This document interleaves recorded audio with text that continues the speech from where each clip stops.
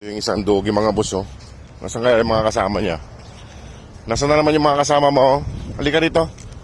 Kaya mainit pa. Halika, halika. Mag-isa lang yan dito. Wala yung kasama niya. Ayan, oh. Wala yung mga kasama niya. Baka nasa kabila na naman. At hanapin natin mga boss sila bago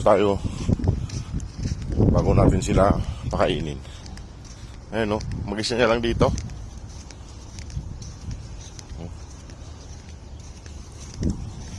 Ayusin ko muna yung pagkain nila bago nila hanapin. Halika dito. Nasaan yung mga kasama mo? Ha? Nasaan yung mga kasama mo? Ha? Wala yung mga kasama niya mga boss. Saan kaya yung mga kasama nito? Ayusin ko muna yung pagkain nila bago sila hanapin. Ay mga boss, naayos na yung pagtubig nila, pagkain. Ayan, nauna nang kumain itong isang tutating natin. Hanapin ko lang yung mga kapatid niya. Kumain ka lang dyan. Hindi mo maubos yan. Ang dami niyan. Ayan, nauna na siyang kumain. Hanapin ko lang yung iba. Kasi wala sila rito. Mag-isa niya lang dito. Baka naggala na naman yung mga yon. Ito lagi naiiwan eh. Yung isa, maliit. At hanapin natin sila. Kumain na yung isa doon mga boss. Hindi na kuhan.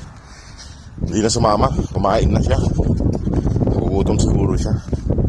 Pero yung mga kapatid niya wala rito eh. Ano sila? Ayan. Dito na yung mga butangting. Bilisan nyo, mauubusan kayo ng pagkain. Si Mama Dug naman nandun sa kalsada.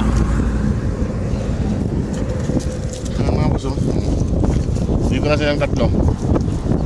Si Mama Dug kung maglakad, kala mo naman nasa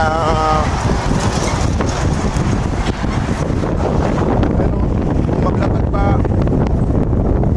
May mga sasakyan ng bagal maglakad.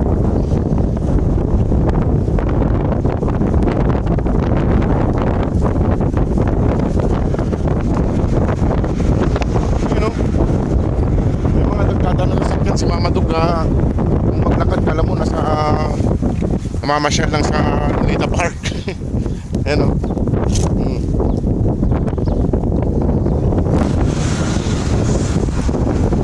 Light 2 pa dun. Alam mo naman, Madog, hindi ka na rito. Ay, naku, diyan ka pa umupo. Naiga, ay pasaway. Kung may nagdadaan ng sakyan, diyan ka pa naiga.